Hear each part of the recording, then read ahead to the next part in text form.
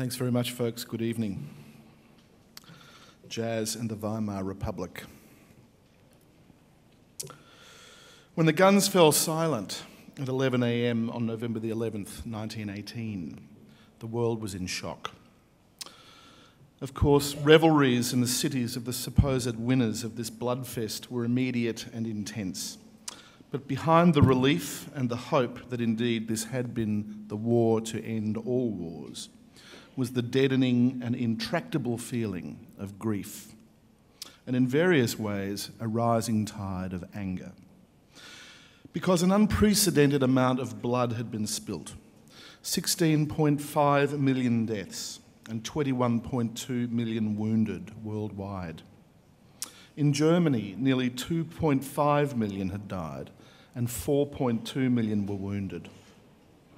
The formerly proudly militaristic empire, only approaching its 50th year, was in turn dismembered and disempowered, leaving it prey to unreconstructed forces of extremism who would stop at nothing to take revenge on what they perceived as the betrayal and theft of their historical destiny. The First World War didn't come out of nowhere. In the last summer of peace in 1914, levers which had set themselves up as potential triggers were pulled. Assassination led to provocation, which led to mobilisation, which led to violence. And in spite of the many individuals who could see that this war could only lead to massive destruction, popular opinion was still able to imagine a quick, even purifying bloodletting which would re-establish order on the continent according to various agendas. The war was very much the product of a world seeing itself as on what we would now call a modernist trajectory. It revelled in speed, in flight, in industrial muscle, in noise. This was the new world of the motor car, the biplane, the turbine, and mass urbanisation. It was discovering abstraction in visual art, in the upward lines in architecture, and in deconstruction in literature. In music, it was exploring dissonance, the rejection of the tonal system that had dominated music since the 17th century, and rhythm as an independent driver of musical structure. A generation of composers in the pre-war years, including Claude Debussy, Richard Strauss, Arnold Schoenberg, and Igor Stravinsky, were describing the new energies of the time with truly new musical languages. Music was reaching a mass public for the first time with the huge success of the recently invented gramophone. The trauma of the war shook the world to its foundations, allowing modernism to develop in various ways, which in some cases were able to critique the world around it, and in others forced it into the more defensive and ironic posture of neoclassicism. A late entry into the carnage, and a decisive one in terms not only of the war's outcome, but also in terms of its own trajectory towards superpowerdom, was the United States, whose hand was forced in April 1917. The appearance of the as yet untested military might of the US tipped the scales too late for the Germans to capitalise on their terrifying spring offensives of 1918, and brought large numbers of doughboys, as the American troops were known, onto the continent. Now, coincidentally with America's fateful decision was another event that was loaded with consequences. On February the 26th, 1917, at the Victor Studio in New York City, a group of white musicians from New Orleans recorded 2 tracks. The original New Orleans Jazz Band, as they were called, had enjoyed a popular residency at Reisenweber's restaurant in the city, the venue which introduced the cover charge for the first time.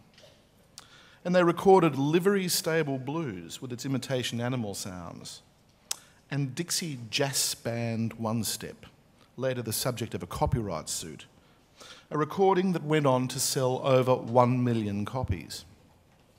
This was the beginning of the meteoric rise to fame of jazz, which gave its name to an era and hugely impacted a Europe exhausted by war and ready for new beginnings. Jazz was and is, in many ways, the inversion of the Western art music idea. The idea of the Western canon, with its accompanying architecture of concert halls and opera houses, the one representing the civic ideals and implied moral educating mission of the upwardly mobile middle classes, the other the continuation of courtly spectacle. These, like art galleries, and we need only to read the names of the great men laid out on the outside of this building to be reminded of the patrician origins of our state galleries. These public buildings embody the Western notion of culture, a projection of our better selves, strictly regulated by arbiters of good taste. The war threw many of these ideas on their heads. For all its ethical posturing, the Western world and its leaders could not prevent the slaughter of an entire generation. And if you look around this wonderful exhibition, the Mad Square, you will see artists involving themselves in a social and political critique, the likes of which had never been seen before, in its directness and willingness to confront and, where necessary, to offend.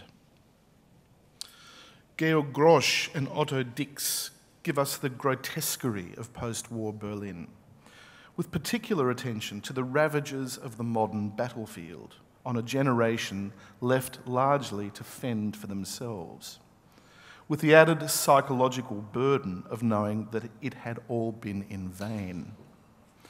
Max Beckmann pillories the fat war profiteers. Käthe Kollwitz mourns the dead. Sex is everywhere, stripped of any romance, hovering as antidote or violent crime.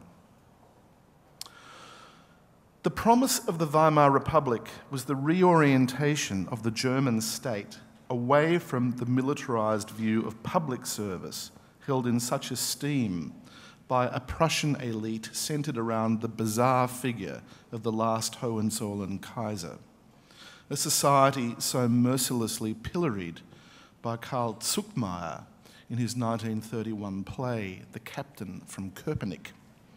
Zuckmayer based the play on a well-known and true story from 1906, when a worker from a shoe factory, dressed as an army officer, ordered a few soldiers to join him.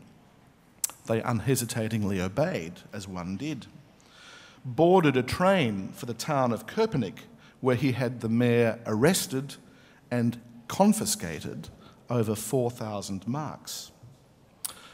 He was briefly jailed, but the Berliners so enjoyed the joke that he was soon released. It made the international papers. The post-war governments were unstable coalitions of centre-left parties with a Reichstag devoid of the Kaiser's stifling power of veto. The culture of Weimar allowed for the radicalising tendencies of the avant-garde, already energised before the war, to have freedom to express themselves in all areas of the arts.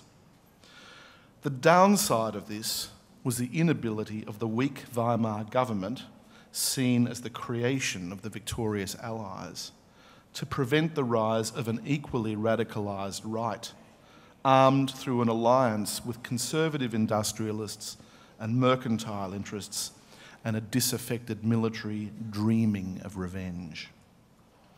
With savings completely collapsing during the hyperinflation of 1923 and the crash of 1929, political moderation had its back to the wall. Into this volatile environment, the energy of jazz launched an exciting and unique resonance. The inverted nature of the jazz aesthetic springs from its origins as the confluence of the music of disenfranchised African Americans, both rural and urban, with various other influences in and around the southern port city of New Orleans, a refined salon culture reflecting the city's francophone heritage. The instrumentation and rhythms of marching bands, the syncopations of ragtime, and the emergence of an American style of popular song, itself something of a transatlantic phenomenon. And of course, the blues. Early jazz was collective ensemble music. It was music for dancing, a frenetic, rhythmic type of movement that Europeans couldn't help but align in their imaginations with the dark continent and its suggestion of the unleashing of the inner primitive. Jazz was built on improvisations, themselves drawing on the new musical modes based on blues, with its flattened thirds and sevenths, hovering between major and minor, and refusing the emphatic full stop of a tonic resolution.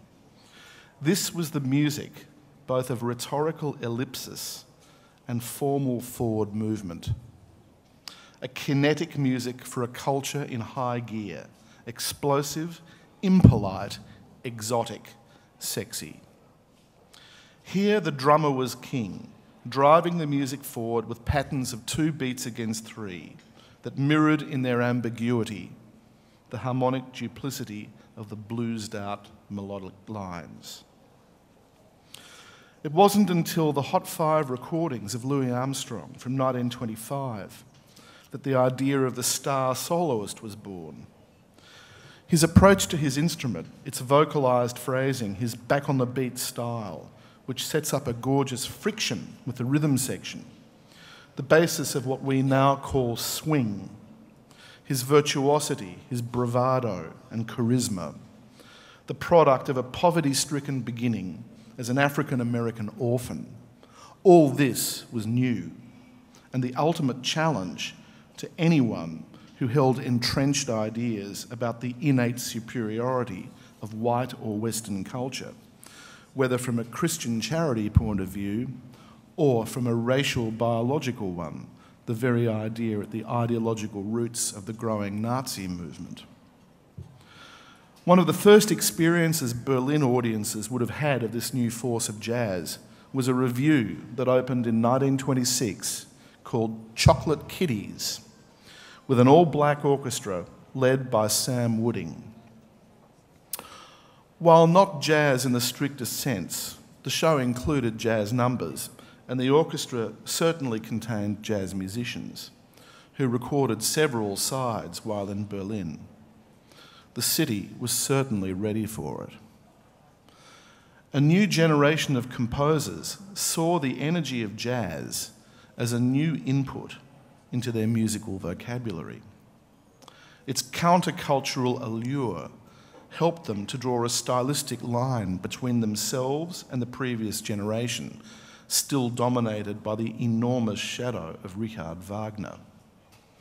To the ideologues of the right, Wagner's heritage was as much to do with Germanness and its world historical racial destiny as it was to do with music. In the highly politicised world of the Weimar Republic, it was possible to align style in art with political message, and music was no exception. Among the audience for Chocolate Kitties were 2 notable young lions of the post-war scene, Ernst Krenek and Kurt Weill. Krenek was born in 1900 and spent his formative years in that other great centre of Central European music, Vienna. His exposure to jazz had a huge effect on Krenek, who began in 1926 to write an opera called Johnny spielt auf, Johnny Strikes Up, which suggests in its libretto a triumph of the hero, an African-American violinist, over his classical rival for the attentions of the female lead. This subversive message proved a massive hit. The opera playing over 400 performances in Europe alone, before opening in New York in 1929, where the lead was played by a white singer in blackface. And jazz, it ain't, but you can feel this young composer's excitement with engaging with this kind of material. In spite of its incredible success at the time and its unmistakably Weimar sound, Johnny Spieldalf is rarely performed these days, possibly because it's caught stylistically between two worlds which sit in an uneasy relationship to each other. This is not true, however, of the music of the other gifted young visitor to Chocolate Kitties, the young Kurt Weill, like Krennic, born in 1900. Prodigiously gifted as a student, Weill began his compositional career as a teenager in the late Romantic style typical of the time. But given his leftist leanings and the many new sounds available to eager and intelligent young ears, it was not long before he began to hear other possibilities. In his work with the great dramatist Bert Brecht, Weill was able to harness the language of jazz to more political ends. The dryness and piquancy of his harmonies, combined with the simple, memorable melodies and lyrics with a sting in their tail, was a potent combination, leading to some of the most enduring music of the period. The Threepenny Opera, which opened in 1928, which explores issues of sexual exploitation and the nature of property, is based on an 18th century English ballad opera, appropriately called The Beggar's Opera, by John Gay. The jazz influence goes right to the performance paradigms of the work. In the band are 7 players who, between them, have to play 23 different instruments. A far cry from the institutionalised specialisation of the opera orchestra. Weill's wife, Lotte Lenya, created the role of Polly Peachum. But the most famous song to modern ears is a late addition to the score, the song which introduces the anti-hero, Macheath, Mackie Messer. Here the harmonies hang strangely suspended under the simple tune. Later American versions, which were hits for Louis Armstrong and Bobby Darin, had to give the chords a more conventional sound, an irony which is somewhat lost in translation. The Weimar project came to a sudden and tragic end in 1933. The late imperialist, hegemonist and racially driven fantasies of the Nazis became a hideous reality for Germany, whose historical mission proved to be one of mass murder and self-destruction, followed by a miraculous recovery. The music of the period lived on, however,